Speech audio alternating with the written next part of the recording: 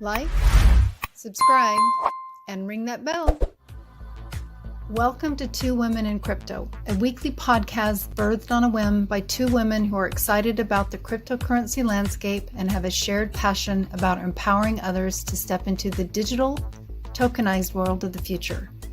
We offer tips, tricks, and our own individual insights as to how to begin to navigate this shift. We are not financial advisors nor experts. We are just here to encourage you to look at the possibilities. So welcome to the future. You're right on time.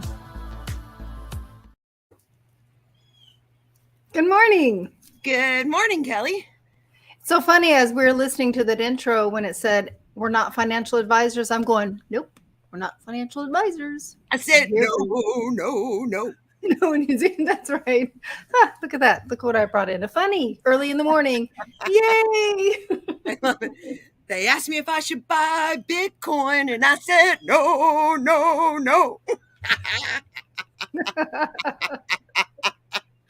Oh my gosh. My finger's been wagging about a few things lately. No. That's the Jurassic Park, right? Isn't that where the guy's going, no, or there's some kind of, yeah, anyway. Kellyisms all day long. Welcome to the show, folks. Good morning. Good morning. March 9th. Woo, baby. You know, so weird, right? Because the whole week, I mean, I almost feel bad feeling so bullish. I'm bullish. I know the market's going to, crap out and go down. And there's so many things going on, but at the same time, I see adoption everywhere. And the integration of our financial legacy system connecting to the blockchain while like the government and the mass media are like making stuff up. It's very fascinating, but I'm feeling very bullish. Yeah. Yeah, no, I am as well. And it's interesting because I lean into all segments, all the threads from the news to everything else. And, I think you said something before we popped on, we touched on a number of subjects, but the one that we were the one that's appropriate to talk about on air. Right. Well, we'll put those other to the side. It's like sometimes I look at myself and I'm like, gosh, things are so good and so rich and so beautiful. And then I know that there's all this chaos around it. But life for me, and I can only speak to my experience, is flipping amazing. And it's amazing to watch this stuff. And I know there's some hard things out there, but in the totality of it, it's really just, it's interesting. It's fascinating. So. Yep. It really is. It really is. And through the chaos and through the uncertainty, it was interesting because it's like I've been having so many conversations with people and it's just coming back to love, right? I mean, crypto aside, like life is good on a daily basis as we move through this paradigm shift, which is a big, big shift. We don't know what's going to happen, but we are love. Yeah. And we talked about having truth prevail, and it will, and it does, and it is continuing to be, the curtains are being separated and we're beginning to see truth on many subjects. So, I mean, and it's such a good segue into Bitcoin. Let's do that. Go into it. So let's talk about the truth, okay? Boy. Here's the truth, folks. I'm listening to the congressional hearing, cryptocurrency, specifically they were talking about Bitcoin and mining on the environment. Okay, so we have all these people like, not liking how much energy Bitcoin uses, okay, and how it needs to be regulated more so than everything else, right? It's very interesting that cryptocurrency needs to be regulated more so than anything else, even though they just allow all these things to happen, right? Case in point, Silvergate, FTX, Voyager, Celsius, these are all regulated companies. One was a bank meeting with regulators. They have to. They're a licensed company in the United States. But, listening to these folks talk about how bad Bitcoin is, it's very interesting because I found out that just this week, a power plant, a nuclear power plant in Pennsylvania went live mining Bitcoin. Interesting. Okay, right? Very interesting, Kelly, because you and I have spoke about this in the past.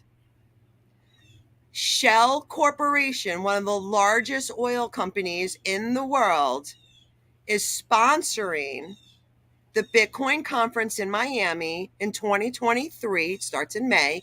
And in 2024, we know that they're collecting that shale that would otherwise be a pollutant into the air, but the Bitcoin miners can capture that and mine for Bitcoin.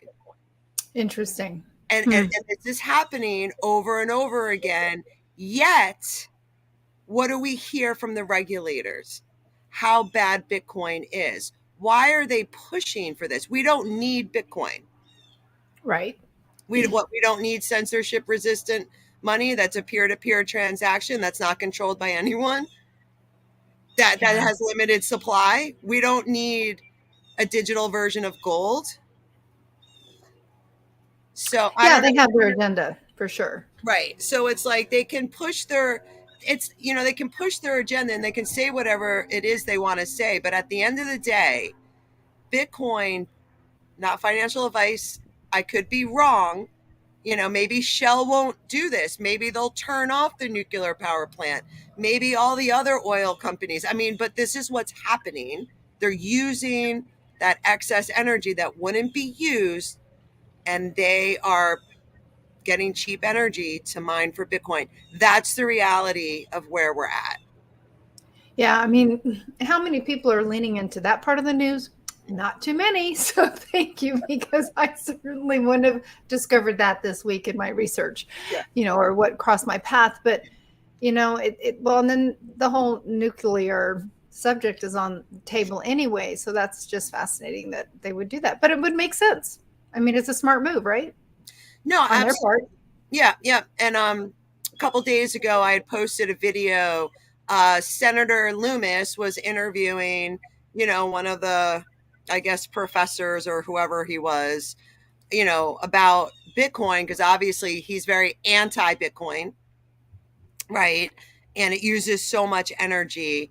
But Senator Loomis walked him through, like, well, we use coal, we use natural gas, we use oil, we convert that into electricity so we can plug in our electric cars.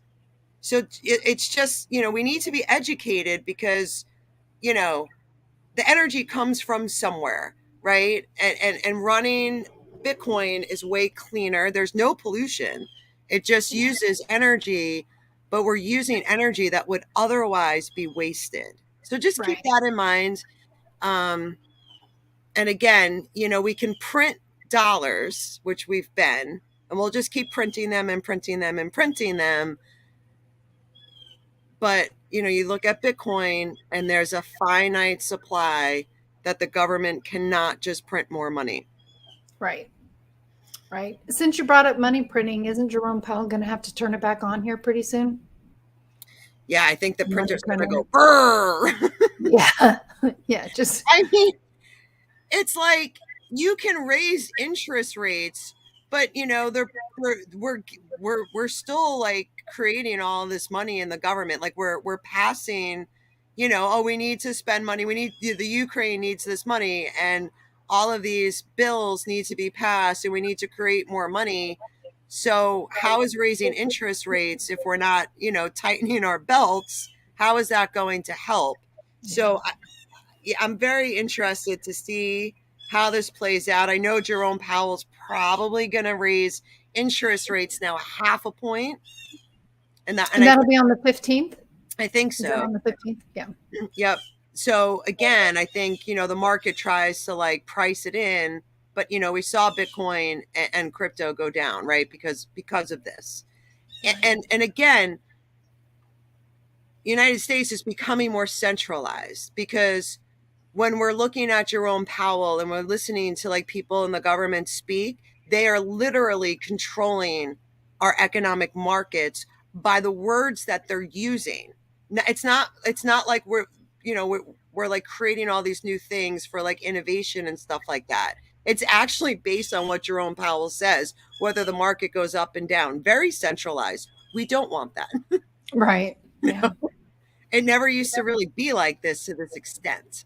So very, very interesting. And again, the same thing with all of the FUD around Bitcoin. The government can't control Bitcoin. So why not try to push and regulate and regulate and regulate? We see what they're trying to do.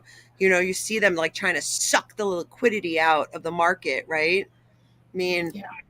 We had Silvergate fall. They're actually done. I saw it last night. We pre-record this, y'all, on Thursday. So if some of this is old news, when it gets released tomorrow at 10 Eastern, then, you understand why.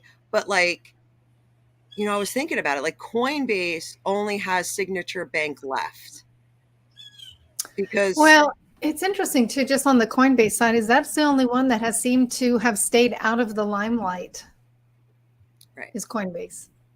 And what were you saying specifically? They only have one left? What was it? Right, because they were using Silvergate and Signature Bank. Now we have Silvergate is gone. And again, we've talked about these choke points, and it's all over YouTube, like Operation Choke Point. Kelly and I have been talking about this for probably over a year. If we can't onboard our dollars to Coinbase, to Uphold, to some of these centralized systems, how do you convert your US dollars into cryptocurrency? So I believe that we're getting closer to Bank of America, Wells Fargo, Truist. They are integrating blockchain. They are going to provide custody for your cryptocurrency assets. But they're not going to let all of this new innovation, all of these fintech companies become like a Bank of America. You know what I mean? Yeah. Yep. So we're going to see how this plays out. But again, it really keeps liquidity out of the market and it pushes the prices down, right? If you don't have access to buy something, how are you going to get it? Well, of course. Yep. Absolutely. But how do we get around that, Kelly? Oh, we've got to be creative, right? We have options. We have some options on the decentralized front. That's right. That's right. So a lot of folks that Kelly and I have been working with got a SafePal wallet. You just pre-fund it with your USDC, and when the market takes a dip and you want a dollar cost average, you just swap your USDC for the coin that you want. Right. Yep. In a very decentralized way. So exactly. Yeah. Exactly. But let's get everything funded. Yep. And as we mentioned, it is a little bit more difficult for those of us in the United States. And I know that we have listeners or viewers, however you want to look at it, from all over the world. So in your country, it might be a lot different. And the SafePal wallet outside of the US has a lot more functionality to it as well. So there's lots of options there. But here in the US, it's, like you said, front loading and then swapping for the coin of your choice at the right time. Yep. I love it. I love it. Yes, indeed. Yep. Oh, it's good stuff. What's that? I said, oh, it's good stuff. It's really good stuff, and I was looking at some charts and I'm looking at all the adoption and all the news, and it's like, we'll have probably a year of choppiness, but Bitcoin's still going to have in 2024. Grayscale went to court. Did you see that? I did not see that. Oh, this is great. Okay. So let's think about this too. So here's another thing. Since the SEC has to protect all these investors, right? Or all of us, all of our little peon retail investors. So why not block Grayscale from providing a spot ETF, right? Because the United States has approved a futures Bitcoin ETF, so we can paper trade, right? Because that's not Bitcoin, we're paper trading. Right. So block the spot ETF because it could be manipulated. That's what Gary Gensler is saying. Very interested though, because Gary Gensler is the one that's manipulating this whole thing by stopping the liquidity to go to the New York Stock Exchange to be able to buy a Grayscale spot ETF. So Grayscale sues the SEC, and now they went to court. Oh. So I'm feeling bullish because the court is on our side. You can't stop this forever, right? Think about it. If they approved a spot ETF during like the bull run and people are so worried about inflation and their dollars getting devalued and all the BRICS nations and all the countries around the world, they don't want to keep trading with the United States dollars. So stop that Bitcoin ETF and stop that money flow. That's another choke point that's going to go away. It's going to go away and the money is going to flood in. And what if it all lines up in the next year? I mean, it's just a perfect catalyst to go back into like another bull cycle. Because when I look at the SEC, even if the SEC loses the court case with Grayscale, and then what's going to happen is Grayscale is going to turn around, resubmit the paperwork for their spot ETF. And what is the SEC going to do? Well, you didn't clarify paragraph number 5, 7, and 25. So we're going to reject you again, right? I mean, so we'll see what happens. This could take about a year, but I think it could line up pretty well as we enter into the next, like bull run cycle. I'm very interested to follow this. Yeah, welcome to the circus. It's really interesting. And again, it's just like when you think about the SEC's job, their main job is to protect, American investors, and they're doing the absolute opposite. Yeah. Another case in point. Did you see what happened with Voyager? As of late? And Binance? They got the approval. Yeah. Yep. Who tried to stop Binance from buying Voyager? Was it the SEC? I don't remember. Yeah, it was the SEC. Yeah. So the SEC tried to block Binance from buying Voyager so United States customers could get a good portion of their tokens back. Is that hurting American investors? Right. Or are you protecting American investors? And where would that money go, Kelly, if they blocked that sale? Well, I could say all kinds of different things, but I want to keep it on task here. We could go down a rabbit hole on that one. So the question. Yeah, the SEC is trying to make a buck. They're trying to get all this money flowing in. They don't care about us, folks. Yeah. So I'm super happy. And again, it's just like to see that deal get the approval from the judge.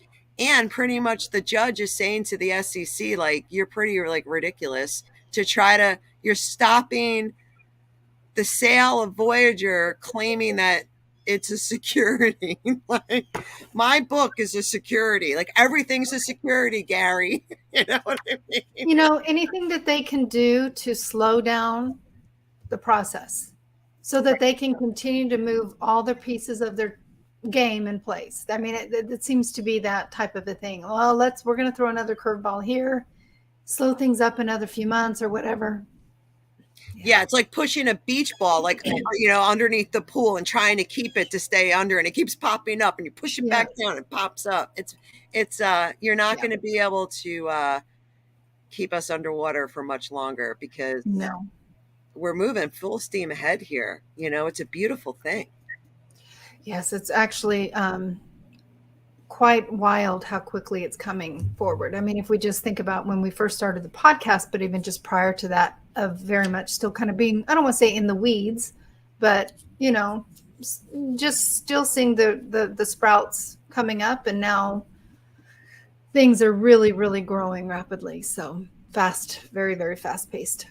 And when it actually gets approved and all these regulations are in place everything will be, so much faster. Yeah, and there was like 5 or 6 congressional hearings all related to cryptocurrency. So, I know it takes time to get a bill passed, but once the bill gets passed, then Gary will be reined in, right? Because it's not his job to sue every cryptocurrency company. His job is actually to protect us and make sure, like, come on in, work with the regulators and launch your project, under supervision with the SEC. That makes sense. Not, hey, come register, tell us what you're doing, and then we're going to sue you. Right? Yeah. It's such a game. Yep. So I know, speaking of the game, the Ripple game's getting very excited. So the judge came out with a 57-page paper going over some expert witness testimony and things like that. They did throw out some of the expert witness testimony from the SEC because I think the witness for the SEC who wrote the expert testimony against XRP, they paid him $2 million. And when they say they paid them, that's our tax dollars. Right. $2 million to pay this guy to write up this report that didn't make any sense, right? Because it was all about what XRP holders, like what we were expecting by buying XRP. He never talked to any XRP holders. He has no idea. So they threw that out. And again, that's $2 million that got wasted. It's unbelievable, the waste that like this centralized government. It's no bueno. That's In the right. no bueno zone. But again, I think this getting all this stuff exposed, hopefully, will be moving forward and create something that's a little bit more fair, like down the road. And I get it. We have, United States has the world reserve currency, and they're not going to go down silently into the night while Bitcoin and crypto explode, right? So, we have a little bit more time, but man, it's just like, just seeing all this adoption take place, and the tokenization of everything is going to happen. I see it, and I'm bullish, Kelly.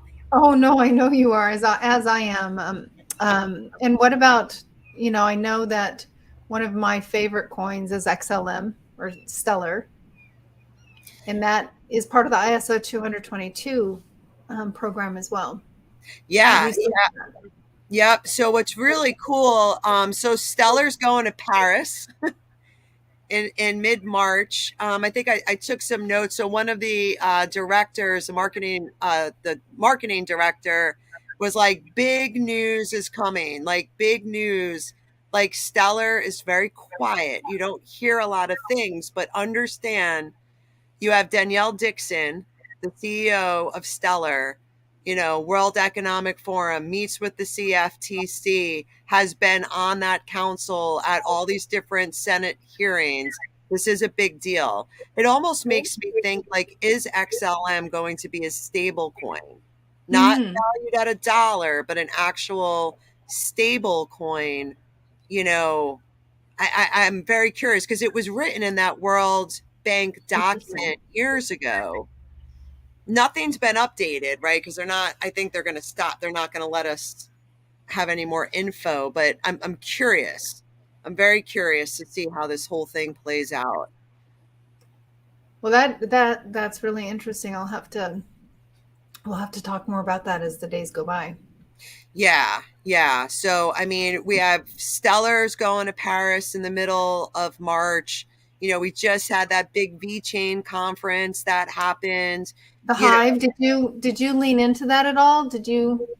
Yeah, I did. Okay. So, it's very interesting. I think that VeChain is going to be a big part of the Internet of Things, smart cities, and again, just creating their digital economy based on this carbon neutrality. And again, it's like, I'm looking at like reality, right? So as of today, I see us moving into this carbon neutral, climate based agenda economy unless something changes. Yeah. And I do believe that, the incorporation of the discovery of graphene is going to enhance, modernize, and bring into development way more quicker than like just using copper and some of the materials that we have today. Yeah, that'll be interesting. I wonder when they're going to start trading that on the foreign exchange or on the exchanges. Anyway. I think once we get like regulatory clarity, so it's like if you look at Uphold, you look at the pairs and you look at like you could buy silver, you could buy gold on Uphold. I even saw some pairs with XRP, XRP silver, XRP gold. I mean, you can back any of these assets to any hard assets as well. But once we get that regulation, then we'll see like a lot like the integration of both. But Yeah, Uphold's already integrated. I mean, it's there. Yeah. So if those of you that aren't familiar, Uphold is a relatively easy application to use to secure and dollar cost average in, if you so choose. After you do your own research, of course. But yeah. Yeah. And the other thing too, just to get back to like Stellar, is like, Jed McCaleb, he was the person who created the first like cryptocurrency trading exchange, Mt. Gox, Magic the Gathering. It was based on a card game. And it was one of the exchanges, that went live and also went out, right? It kind of ended that bull run, I think in 2017? It might have even been before that. Well, 2017, 2018. I don't know when that happened, though. I wasn't very involved. I'd kind of stepped away from the markets. Yeah, and I had put my stuff on my Trezor at the time and then just went on with my life and didn't even pay attention, which is probably a good thing. But yeah, so I mean, Jed McCaleb, he was he was one of the founders of Ripple. He's the founder of Stellar. Let's just not forget about this guy. Runs under the radar. So, and Danielle Dixon is kind of the face and the voice of Stellar. And so we're going to over the next couple months, even into the next year, we're really going to see these ISO projects as we move to the new messaging system get more and more adopted, and more utility, like how much value is going to be moving through XLM, through XRP, through Algorand. It's going to be a lot. An extraordinarily huge amount. Yeah. It's going to be unfathomable when you really look at it from a very high level. Right. So I kind of feel like, no matter what happens, even with the Ripple lawsuit ending, I was thinking about like, even if Ripple does like a 5X, which is huge, it's still $2, But what's going to happen in the next bull cycle? Right. And is everyone thinking about dollar cost averaging out projects, right? Yeah. What happens if XRP does wind up going to the moon? Are you going to take some profits, or are you going to hodl and wait until the next bull run? And like, we'll be entering into the bull run in April 2024, but it takes about a year for those all-time highs and that euphoria to happen. Oh, absolutely. I mean, if you look at, just look at the monthly charts recently, of course, there's just been red daggers and you never can catch a falling knife, but they're beginning to turn, and that takes a while for the tide to turn. On that note, I think for many, at least those that I work with, you may be finding the same, those that have been in the markets for a while have left things just idle, right? Of course, if you're not dollar cost averaging, or even if you are, I would encourage everybody to tap back into their accounts, log in, take a look, refamiliarize yourself, and to your point, really get clear on what your exit strategies are, if you have one. I mean, if you're going to hodl on, then so be it, but it's good to go in and just kind of gauge where you're at and what you do want to perhaps take off the table. Absolutely, absolutely. Because a lot of people have been holding XRP for a long time. So if XRP does hit $2, $3, do you want to take your initial investment out? Do you want to take 10% out? Just stuff to think about, because the market's still going to go up and down, right? Right. So, Absolutely. yep, yep. So it's going to be super interesting. But yeah, I definitely wanted to make mention of that because, as of now, you can only buy and sell XRP on one centralized exchange in the United States, which is Uphold. So if you're planning, and Kelly and I can attest to this during the bull cycle, if you're planning on selling some of your XRP to take some profit, I would recommend moving it to your SafePal wallet and swap that coin out on a decentralized exchange, because Uphold is probably going to crash. It's probably going to get really, really busy because people are going to want to buy and people are going to want to sell. And we saw this happen over and over again during the bull cycle. Oh boy, didn't we ever? Right. So it's Yeah. really, you could get blocked out. What if XRP goes to $5-6 and you're like, oh my God, and you can't sell it. You can't sell it. You're going to go crazy. Yeah. Yeah, absolutely. I mean, during the last bull cycle, many times was I blocked from being able to exit a coin.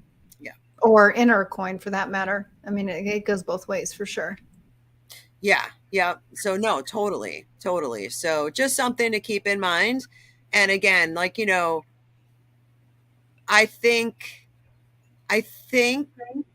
that all the lawyers are basically saying the Ripple lawsuit's going to end by the end of this month, based on the summary judgment and all of the things. It could go on longer, but the bottom line is this: we're way closer at getting a judgment than not, right? And I think that they're going to probably have it where the SEC can claim victory. I'm speculating, obviously, but I think Ripple could pay a huge fine.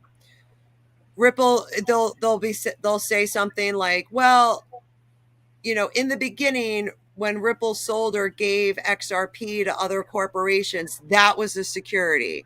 But secondary sales of XRP to Volante, MoneyGram, SBI Remit, all their partners and retail investors, that's a currency, that's a utility, that's a commodity, that's a win. That's all we care about. We don't care about I don't want Ripple to pay exorbitant amount of extortion fees to the SEC, but they're going to have to. And I think Gary Gensler is going to be able to claim a victory based on the fine. Of course. Yeah. And the SEC doesn't want to be beholden to anything other than a victory. Right, right. So that's, they're very, very powerful organization, very corrupt. This is just I don't see it any different than watching The Godfather. You know what I mean? Yeah, but you parceled it out, and that so they'll make it as everybody has a win-win. So there's two sides to the story. So let's find the line of justice or fairness or whatever, and let's just call it good and move on. That's what we're hoping for. Please. Exactly. And once that happens, if Ripple doesn't outright win this lawsuit, which I don't think they will, but XRP gets clarity in the United States, we know that during the Swell conference, Bank of America is going to use on-demand liquidity, which is XRP, as soon as the lawsuit's over and XRP gets clarity. Yeah. So, and again, another catalyst, right? We look at Grayscale, we look at XRP getting clarity, maybe we get a bill passed, then all the banks are going to integrate cryptocurrency. Can you see? I get chills, Kelly. And the moving forward, the next wave of adoption is mass adoption. And this is going to be a beautiful thing. I'm so excited. Yeah. It could take a year, but who cares? It's still going to be the best investments we've ever made in our lifetimes. Yeah, absolutely. I couldn't agree more. And I have patience. Yeah, me too. Even though I would love the lawsuit to end today, that's the first thing I do in the morning is I check the price of XRP just to see what happens. Yeah. And that's that roller coaster ride. Good on you. I don't. I'm like, okay, but good on you. That's, you know what? That's, but you've got the pulse on the coin. And Well, that's the I way you want to keep, tell everybody that the lawsuit's over, right? So right. it's, I mean, again, if you're looking to take some profits, like I'm always on the fence about it. I don't know. It's really hard to sell your cryptocurrency when it gets down to it. Well, and that's the emotion for sure. And that's why having that thesis, and that also is the benefit, honestly. And SafePal used to allow you to do that where you could put your limit orders in, Right. your stops at certain things, and you can walk away. But even in that case, and basically it allows you to think ahead, do your technical analysis and say, I want to exit here in the golden pocket or whatever, Fibonacci, whatever that is for you, and then walk away from it. But even then, I've been subject to this as well, where even I have done all my homework and I put an exit or whatever, I've still canceled orders. It's like, nah, I'm not going to do it. And then, oh my gosh, really? I could tell you countless stories of when I've done that, and that's why really getting out of the loop of it, and even watching the market as closely as we do, it can be very emotional. It's a very emotional thing, and there are people that say if you're emotional, it's not a game for you, and I agree. Because you can lose a lot as well, especially if you're leverage trading. Yeah. But yeah, but anyway, but that's to be clear, right? Let's get clear on your exit strategy and then try to hold yourself to it. Man, but it can be tough. We know it can be really tough. I know. I know. I remember how hard it was for me to take profits on Cardano, and I was like, oh, I gotta sell some of this and take some profits off the table. And looking back now, so glad I did, Yeah. right? Because now Cardano's like, whew, it's going back into, it looks like in that 20 something cents range. It was in the low, like maybe 30 cents, 31 cents this morning. So I'm so glad I took profits at $2.50, right? Yeah. Way different, you know. So just stuff to think about, because it's always a good time to take profits. It's never a bad time not to make money. So just stuff to think about. Yeah, absolutely. Could not agree with you more. Yeah, yeah. And with that said, Cardano went to Spain and did a conference there. So again, I'm seeing a lot of development, a lot of conferences, a lot of exciting news. Cardano's ecosystem is just killing it. They're just growing, and all these systems are getting connected, and it's really hard not to feel bullish, even though the prices are down, even though like the whole world is in chaos and falling apart. It's just we're moving from one system to another, and through that transition, there's always chaos. I mean, we are literally changing our financial system right in front of our eyes, right? Yeah. And it's getting automated, and we're seeing like artificial intelligence like kind of like make its way into society, and just with stocks, bonds, real estate, everything is going to get automated and tokenized. Yeah, it is. Absolutely. I was actually reading an article about where you can submit a headshot and then AI will generate like 30 some headshots for you based on one photograph. You just send it and then they change the direction, the way you're looking and everything else. And you can, so it's like really we're getting to the point, and this is a segue from this technology, but it's all correlated, right? It's like you're not going to be able to tell what's real I know. and that's why this concept of truth, or the importance of it, and being able to discern and then seeing, you got to be able to differentiate. And oh boy, is it ever going to be difficult. You got to lean into your own North Star, but goodness. Yeah, we're going to have some hurdles to overcome with like CGI and deep fakes and all this stuff, and just like getting a handle on Chat GPT. And now I saw Brave came out with their AI like summarizer kind of a deal, so every single search engine is going to have its own AI, right? Right. So, you know, we'll see how this whole thing plays out. But speaking of AI, so I'm on LinkedIn a lot. It's where I do a lot of my research because I'm connected with so many different, companies. And Oracle and this other company is doing a launch in like mid-March, and they're going to have an AI powered drone that flies over the city of Chicago, and it's controlled from San Diego, and it's going to look at utility poles for rust. So when you find a utility pole that needs to be maintenance, it sends that information back, and then the AI algorithm kind of sends it out to the technicians team, and then they can go out and fix that utility pole. Yeah, I mean, there's some amazing things that will take place from this technology. Absolutely, undoubtedly making things much simpler, safer, more streamlined. Absolutely. So, yeah, it's very, very interesting. So we're just all going to hang in there, yes. while we get more and more adoption. And I wanted to touch base real quick too on like the Fed Now app, because it's I was listening to Jerome Powell speak. He's got his questioning going on right now with what's going on in the economy, and should we raise rates and keep putting more and more people, like people keep getting laid off and the job market's so strong, and all that whole narrative, right? Because it's all nonsense. But here we go. Like, we have the Fed Now payments. It's going to be launched either in May, June, or July. That's not far away, right, Cal? No, it's not. And now the Fed Now payments was not created on the blockchain. Now, the Fed Now payments has partners with Volante Technologies. They're partnered with Cypherium blockchain.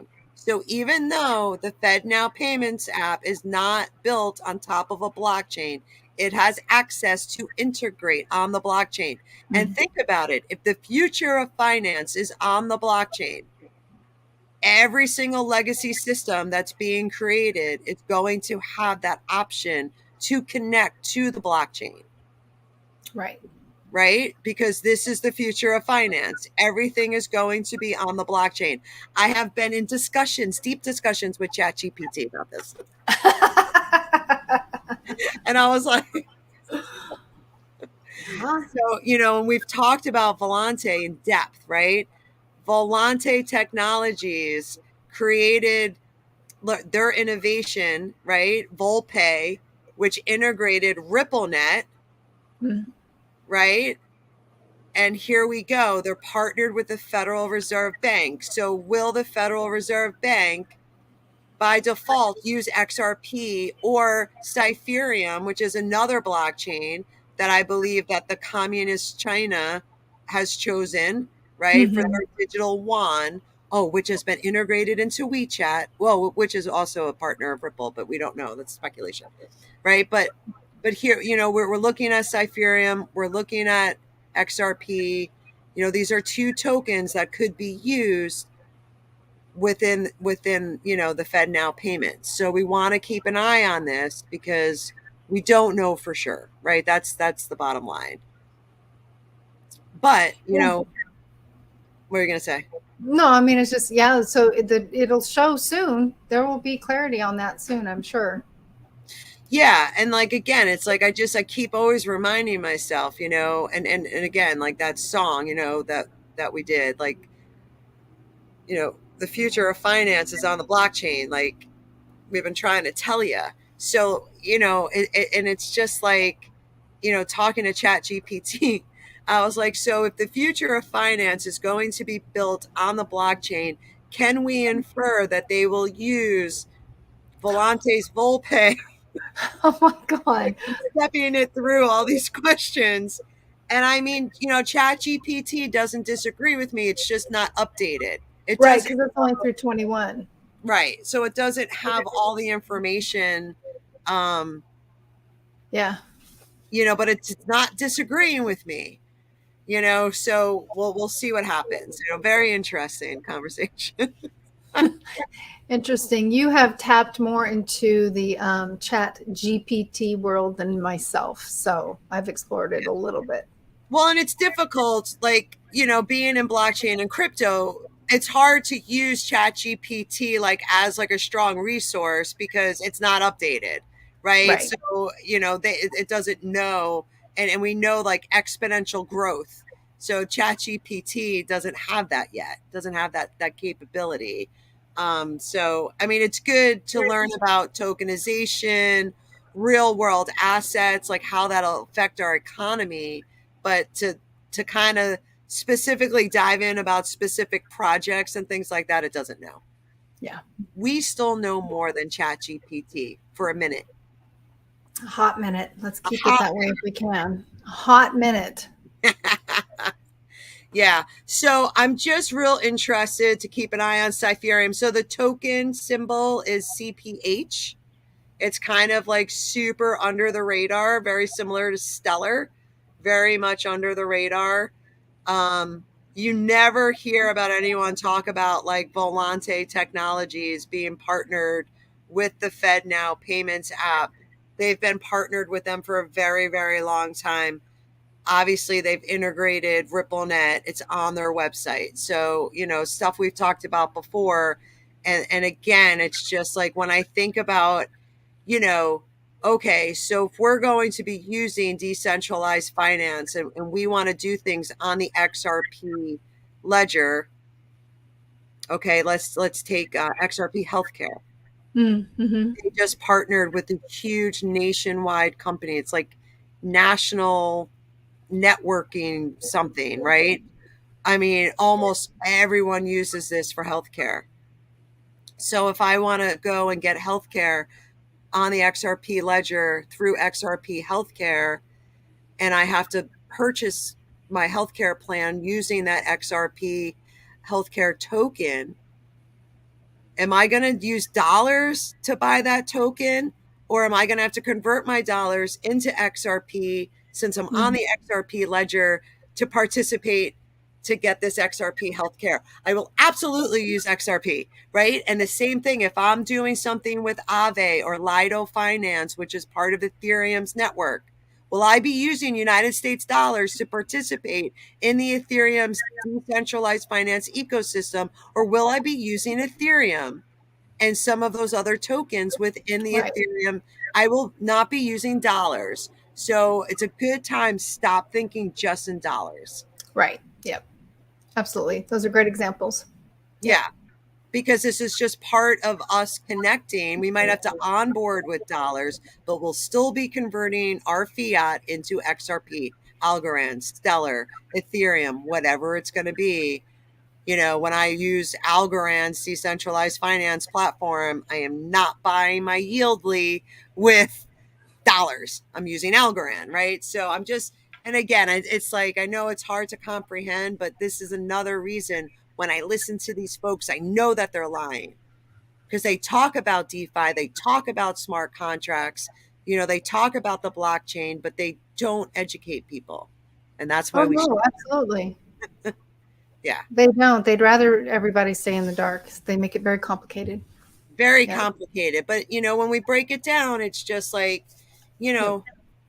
we know this is going on, and I'm just so super excited. And I've been thinking a lot about like our next class too, and kind of like coming back to the basics again, right? Yeah. Because yep. So I think we'll talk about that for sure. Yeah, absolutely. That would be great because I think there's a lot of people that are on the edge that don't know how to really step in. So if we can start from the beginning for a lot of people, that would be helpful.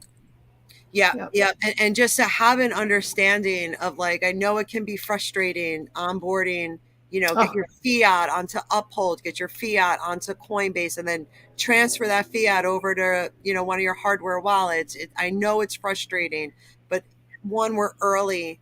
And the other thing is too, when this bear market is over, in a year, like everyone's going to want to get in and everyone's going to be wanting to buy these projects when they have doubled, tripled, quadrupled in price. And we want to buy now. Now is the time to generate your wealth, not when we're in a bull run. Right, absolutely. But none of this is financial advice. We don't know. Do your own research. Lean into many others like Andrea and I that are out there just kind of sharing their insights, if you will. So yeah, absolutely. It is the right time. We say welcome to the future. You're right on time. Yeah. But the train is slowly chugging down the track.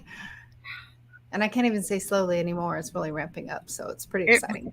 It's totally ramping up, and to think about like the next Bitcoin halving is like around April, like that's just 1 year away. 1 year away. Yeah, it's a big deal. It's a big deal. It goes by so fast, you know. So if we just give up, you know, I don't drink Starbucks, but I know everyone else does. So if we just give up one Starbucks a week, and over the next 52 weeks at $5 a pop. Or one crumble cookie. Are those big out there? They're really big out here in the Northwest, Pacific Northwest. There's a company called Crumble Cookie, and their cookies are like this big, but they're like $5 or $6 a cookie. Ooh. So yeah, I mean, make your own cookies. And I know that's expensive too, but anyway, yeah. Make your own cookies. Dollar cost average into crypto. Stay tuned. We're going to come up with another intro class. I think that's fantastic for our next thing. And I just have so much fun, Kelly, with you every week. This is just a blessing. Please share our videos. I can't stress this enough. I know this is not financial advice, but this is about getting educated that the world is changing. The world is changing. And the future of finance is going to be on blockchain because it is. It already is. Yeah, it absolutely is. So, yep. So thank you as always for the deep dive into the news and what's happening. And I guess until next week. Hodl on. Hodl on. Your hosts for Two Women in Crypto are Andrea Caldero and Kelly Lair. You'll find more information and details regarding the Two Women in Crypto membership, educational and informative class and event offerings, and more via their website, twowomenencrypto.com. Both Andrea and Kelly are available for speaking events and offer private consultations focused on helping individuals navigate the future. Until next time, hodl on.